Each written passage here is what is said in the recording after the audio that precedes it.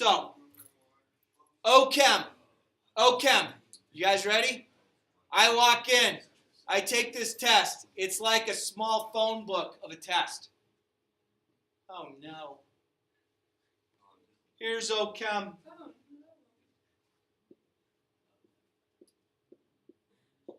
There's my first test score. So is that a... And you got a B. No, I got an A. That's still makes me angry because you don't deserve that. So why do you, so like... What was the average of 60? The lesson is like, don't try. No. It is not that at all. It is not that at all. It's not that at all. You have to try because, again, you'll have that kid named Rubin. Who was Rubin? He's that kid that just, he like knows more than the professor talking. So here was the gig. Here was how it went. Average. As far as a normal curve goes or a bell curve goes, the average and the median are the same. So then you go out of standard deviation this way and this way. Here's your C range as far as grades go. Here's your B range, now that you're 2 standard deviations out. And here's the A range. Okay? Here's your D range, here's your F range. So, I bust out the whopping score of 62%. Now some of you are like over here saying, oh dude, you don't deserve it. I'm angry that you got an A on a test scoring of 62%. So, 62%. As far as all of the people who took this organic chemistry test, 68% of the population fell within one. 68% of the population fell within 1 standard deviation of the average. 95% fell within 2 standard deviations, and 99.7 scored within 3 standard deviations of the average. So, my 62, I don't remember. I just remember getting a 62, going, oh, 62. Hey! I got an A. And people look at him, dude, you got a 62. I got an A. Look at you. You got a 60 and you got a C. I got an A. Could have been a 1 point standard deviation. I don't remember. I'm just being sarcastic on that. But I will tell you that this made me feel a whole heck of a lot better about myself. Now, I kind of felt bad going, oh, man. And then going, dude, got an A. Okay? Yes. Yes. But it depends what school, depends what classes. But they will tell you up front, this class is going to be based on a bell curve or a normal curve. And if you know that, that means you are competing amongst each and every other person in all of the classes. So things that will save you in the situation is you find out where all the OChem people live, and you pull the fire alarm all night in their building. No, not me. No. That was just like, no, Rubin was studying, but he had to keep coming out going, man, I keep pulling the alarm, I'm trying to study OChem. Okay?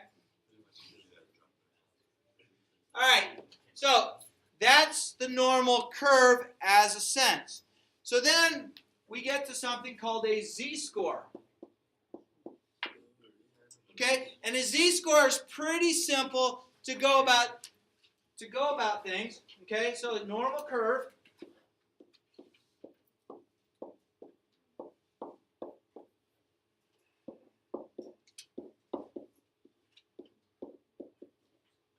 Okay, normal curve. So if I go to the right of the average, which is also the same as the median, I can be, if I told you scored 2, you scored a 2, what would that mean to you as far as my labels go up there?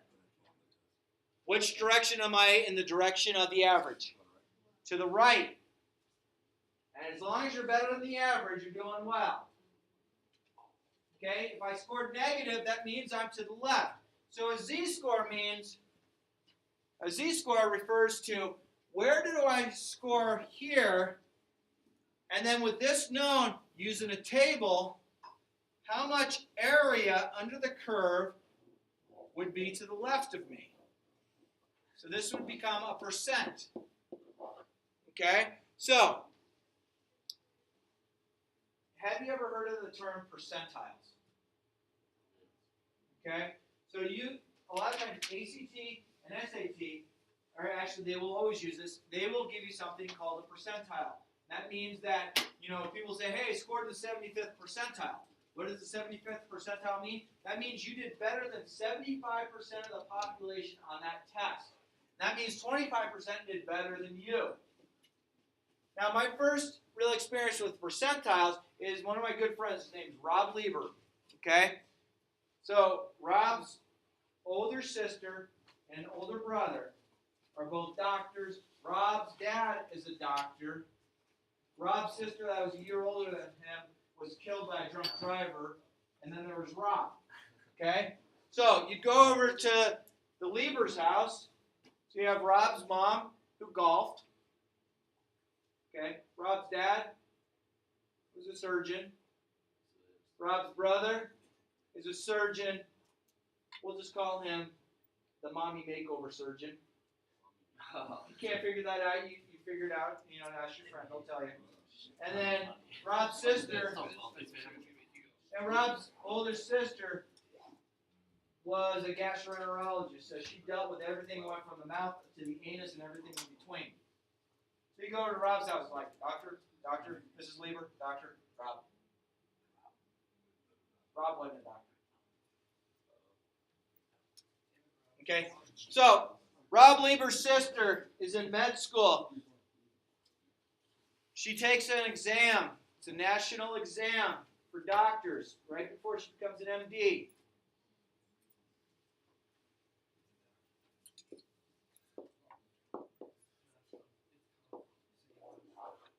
She scores in the 99.957 percentile. She did better than 99.957% of the people that took this test. She was mad. You want to know why? She was number 2 in the nation that took this test. She was number 2. She was the first loser. That's what second place is, right? The first loser?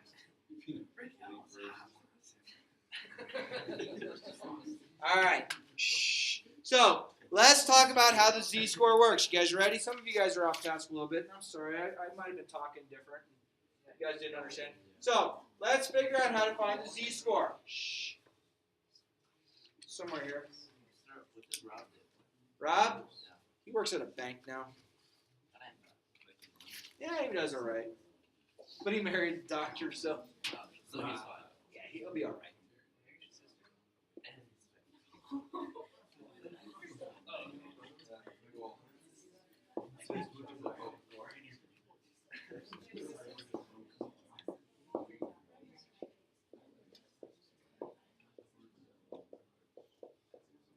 Okay. Shh. All right. So, shh. So we're changing up our letters a little bit.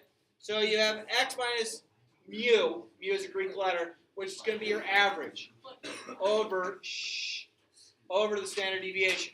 So you might be given this information.